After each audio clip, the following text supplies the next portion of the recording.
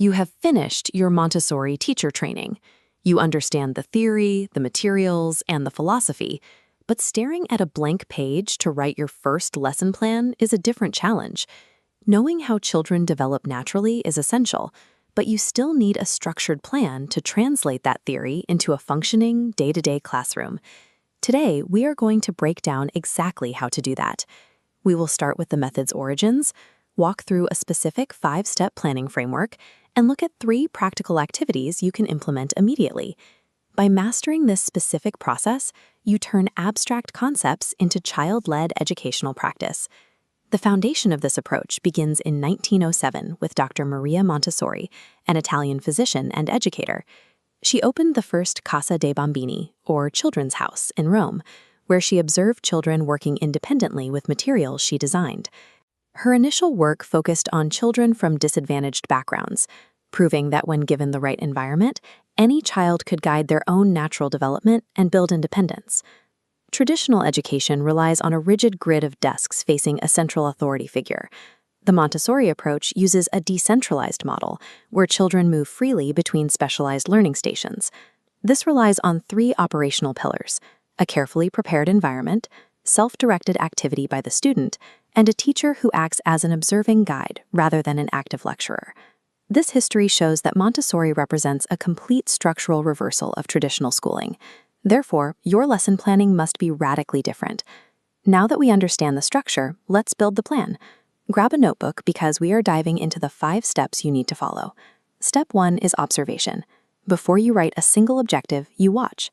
You look for current student interests or specific skill gaps, rather than pulling a predetermined topic from a curriculum book. Step 2 is setting your objective. You take what you observed and translate it into a clear, simple, and measurable goal for the child. These objectives should target developmental milestones. For example, you aim to improve fine motor skills or sensory awareness, rather than preparing a student for a standardized reading test. Step 3 is selecting the activity. You will completely discard traditional worksheets and instead choose hands-on, tactile experiences that encourage physical exploration. Step 4 involves choosing the exact physical Montessori materials required. Every lesson needs specific tools that the child can manipulate with their own hands. This diagram illustrates the Montessori 3-period lesson. First, introduction. You name the concept. Second, recognition. The child identifies the concept when prompted.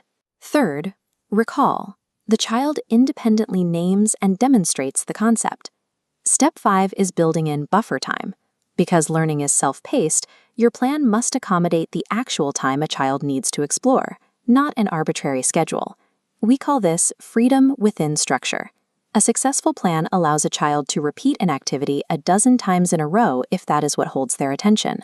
Following these 5 steps shifts your role. You are no longer dictating a daily schedule, you are architecting opportunities for discovery. Let's see what this framework looks like when applied to an actual classroom. First, consider a pouring water activity. This builds practical life skills and demands the fine motor control required to transfer liquid without spilling. Second, sandpaper letters. By tracing textured shapes while saying the sounds aloud, children build a tactile foundation for reading and writing. Third, a sorting objects activity based on size or color.